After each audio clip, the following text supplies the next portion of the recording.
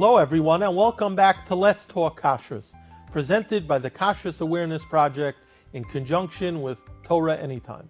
Today I am joined by Rabbi Sholem Fishbane, Executive Director of ACO and the Kashrus Administrator of the Chicago Rabbinical Council. Thank you, Rabbi Fishbane, for being here again. Thank you. Last time we had a wonderful conversation. You gave us an overview, an introduction of sorts to the sugya of Starbucks and Kashrus. And today, with your permission, I'd like to get into specifics. People out there are clamoring for information about Starbucks. They want to know what they can buy, what they shouldn't buy, what they should know. You mentioned that nowadays there's really not much of a difference between stores and kiosks, which is a good starter piece of information. Mm-hmm. Let's speak to the consumer out there who likes their coffee. Starbucks is a high quality coffee. So with the most simple question that you'll probably get, which is, can I walk into any Starbucks and buy a black coffee? Wow. Yes, that is seemingly a simple question, but not necessarily. And the reason is like this. When we talk about anything at Starbucks, we not only look to see how they make it, but more importantly is how they clean the kalim. Because Starbucks is very much a non-kosher restaurant with non-kosher hot sandwiches made in the oven. So how do they do the kalim that make the treif? Do they interact with the items that are making the simple coffee? And that has always been the question from day one. Now, the way you make a simple coffee is you brew coffee in what's called a brew basket. You put the ground in the brew basket, you turn on the hot water, it drips in, and that's how you make your coffee, and they give you the cup from there. The brew basket is something that may or may not be washed together with something straight out of a hot treif oven. Literally, I mean, you're talking a daraisa treif, it's real daraisa treif. And this has been the ongoing question. And I go into so many Starbucks, and I'll go right there, and I have to tell you, whenever I come across or I hear about a frum barista is the one that prepare, Italian. That's what gets us excited. I call them up. We find a way to meet. I can interview for hours because they're coming not only from Yedias of Starbucks, but also Nemonis. Mm-hmm. They know exactly what I'm looking for, what I'm talking about. And Baruch Hashem, over the years, I've had a lot of frum baristas giving me valuable information. So this is coming from, we'll call it from an Nemonis side also. So bottom line is like this. The brew basket.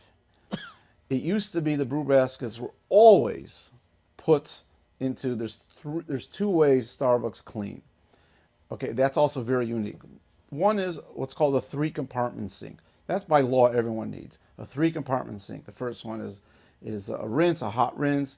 Then they put in the soap, and they rinse it off again, and then they put something called sanitizers. Really, by law they're required to clean their utensil?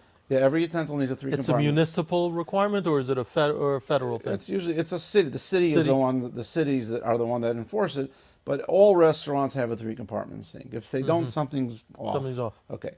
What's unique about Starbucks, which is why they're much different than any other coffee house, is they generally have something else called, we know it as a Hobart. Hobart is the one that makes it. It's a sanitizer. In essence, it's a dishwasher.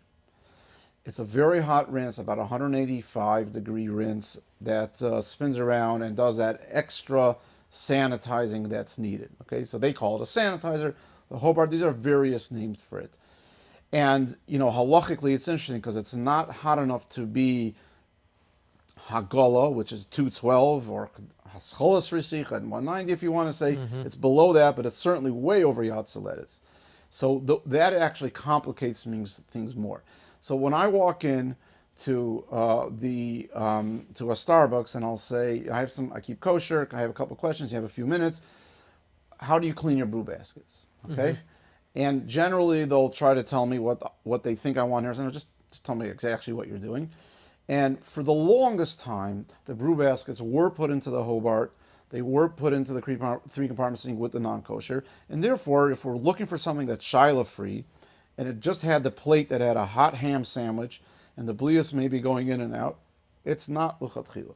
maybe you can tiny this, tiny that. Because you know, if you want to get lumdish, you'll start with davar hapaygim, right? The soap and things like It's that. so interesting you're saying. I have to tell you the I'm funniest sure you thing. get that all the time. Yeah. But what happens is, certainly in the beginning years, I would walk into Starbucks and they would say, "Yes, sir. What can we get you? Would you like an espresso? Would you like an iced?"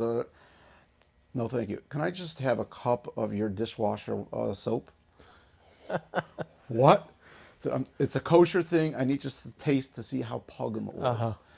Can I taste your sanitizer? You know, if you don't sue us, we'll get you to do it. And I've taken that from place to place. I've tasted. I brought it to our rabbanim. Is this the davar hapaygim? It's not. So that's the kind of weird things that we may do in researching Starbucks. Yeah. So the brew basket is the key. That's the key. And I have to tell you that in the beginning years, there was nothing to talk about. All over the place, it was definitely washed with. And lately, it's been getting so much better.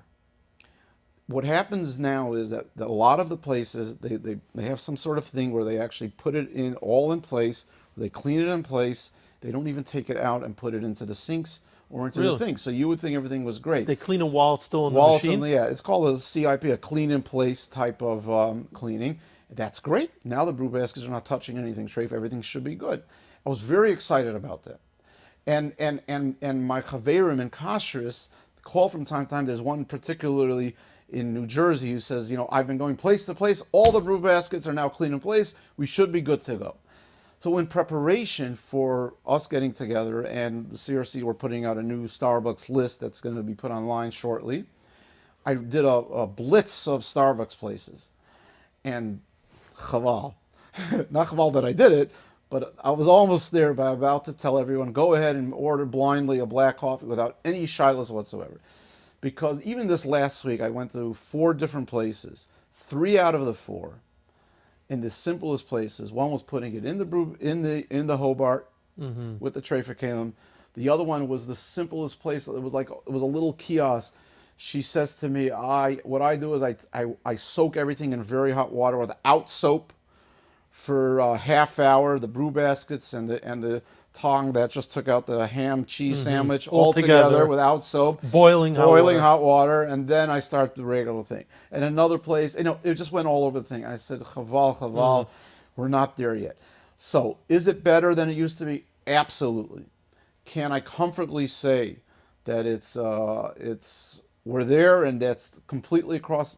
I cannot say that. So there are other options if you need that coffee fix, but at this point, I cannot comfortably say that you can think. Now, you may have a very good relationship with your particular Starbucks that you go every single day. You know the people, that maybe there's a from barista that works there, and you're very, very comfortable that in this particular place, they're not taking the brew baskets out, they're washing it in place. That's good information for you to bring to your own Rav, based on how we're presenting. But again, you can't extrapolate that to other places. Absolutely not. I know, I'm just addressing, and it might be obvious to many people and to yourself, but to those who may question it, the machine itself, you seem to indicate that there's no problem. Is that because it's dedicated to making black coffee? It's not a sheared machine. There's nothing to be concerned with that? It's, when you say the machine, you're talking about, you know, it's like a bullet. It's called a bullet. Yeah. And you see that in hotels. That's all it is. There's just holds the granules. The granules on top with a granules brew basket. Come through. Yeah, that's dedicated. But there's no flavoring in those type of machines. That's what I mean. No, nothing. The flavorings are all added as a pump syrup afterwards. And I have to tell you, you asked before, are there differences? You know, even the simple thing like vanilla sugar-free syrup, it was always kosher parv. In my most recent research, I discovered is actually now dairy equipment, kosher dairy, DE on there. And the toasted vanilla and the brown sugar. I mean, things change. The cinnamon caramel no longer has a hechsher. The honey blend no longer has a hechsher, et cetera, et cetera. Now, obviously, we're talking today, and therefore, anyone seeing this in many years to come should not assume that things change all the time. Right. We'll for the better or for the worse. But that was something so interesting. Even something like almond milk. Almond milk was always at a hechsher, and now they make it in aseptic which needs a very good hechsher, aseptic boxes, it no longer has a hechsher as of today. The soy and the oat, and they still do have. Coconut still does have. Some of it's dairy equipment, some of it's part. So you every single time need to check. You cannot assume, oh, I was here, I once heard a shir on Torah anytime, or let's talk Kashrus, everything's good to go. It really does change, and even the basic stuff. So that's very important. That was a surprise to me, and I always thought like this. These were things were never going to change, but they actually do change. So the short answer to the black coffee question, if I'm understanding correctly, is you can't make any assumption unless, like you indicated, if you know that your local Starbucks, for you befriend the guy behind the counter and you know the way they clean and you know it's cleaned in place, then you'll be good to go. You could bring that question to your Rav. Let's put it that way. Yes. Bring a a question to the Rav Rav. knows how much could you believe them, how much are you certain, how all of those should be shown to those. There is, however, good news. Okay, there is one thing in terms of a hot caffeinated drink or coffee that you could get. And that's what's called an Americano. Now, you have to understand in Starbucks, there are two ways of making coffee. There's what we describe, the good old grinds, put it in the brewing. We talked about that. And then there's something that's made what they call the bar.